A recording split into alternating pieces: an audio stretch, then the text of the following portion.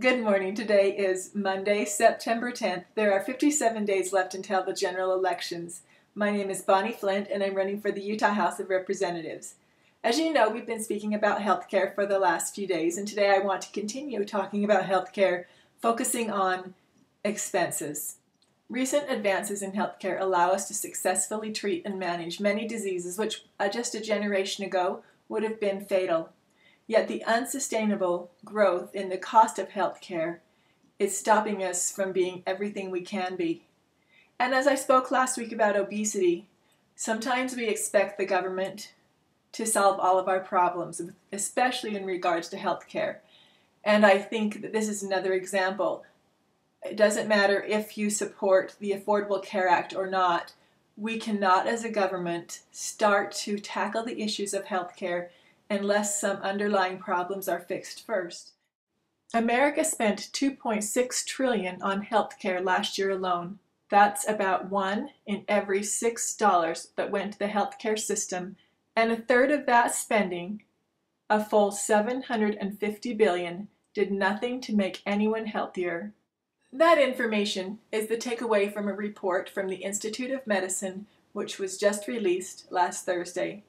The 381-page report is difficult to read, but it's filled with some very good information on healthcare overspending in our country, as well as some ways that the Institute of Medicine thinks that we can go about fixing those problems.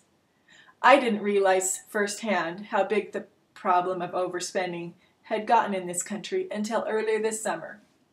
I'm the mom of one daughter and 3 boys. My 3 boys happen to think they're indestructible. Because of that, there's a lot of visits to emergency rooms. One of my sons fell off a roof. I don't know why he thought he needed to be on the roof to watch the stars, but he did.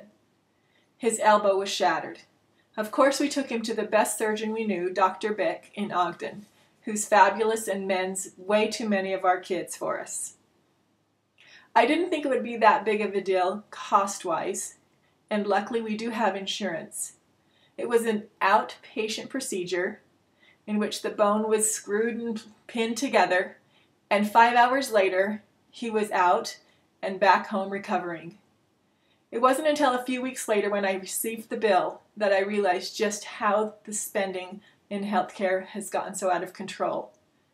We received the bill, which was just for the outpatient facility. It wasn't Dr. Bick's bill or the bill for the 2 anesthesiologists. It was just the facility's bill.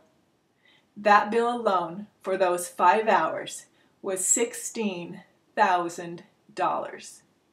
I could have bought Taylor a car that's about 4 times better than the car he's currently driving if I had used that money in a different way.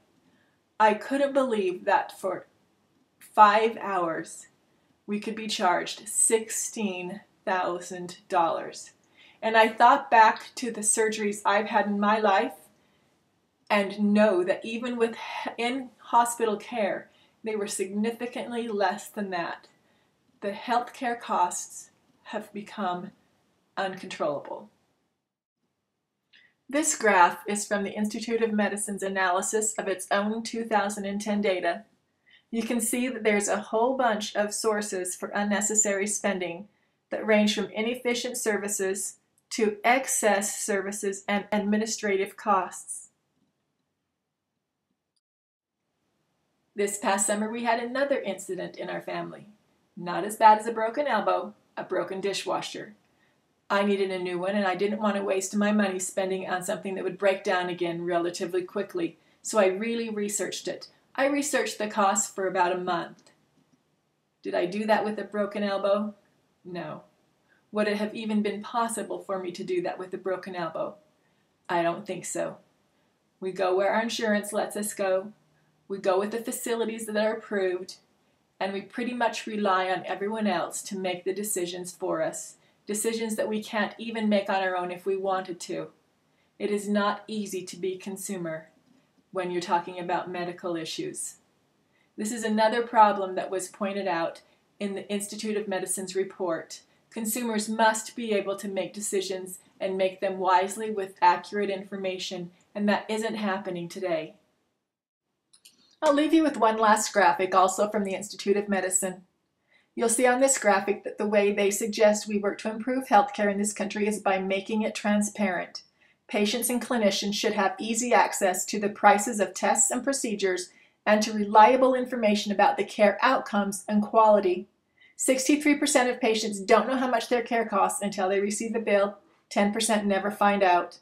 When we shop for appliances, airfare, hotels, cars, all things significantly less important than our health, we are excellent consumers who do our research, yet when it comes to healthcare, we don't have that opportunity. In addition, the playing field isn't always level for people with insurance and those without. We need to improve the transparency of our costs as one of the steps to containing costs for healthcare so we get what we pay for as consumers. I'll see you here again tomorrow.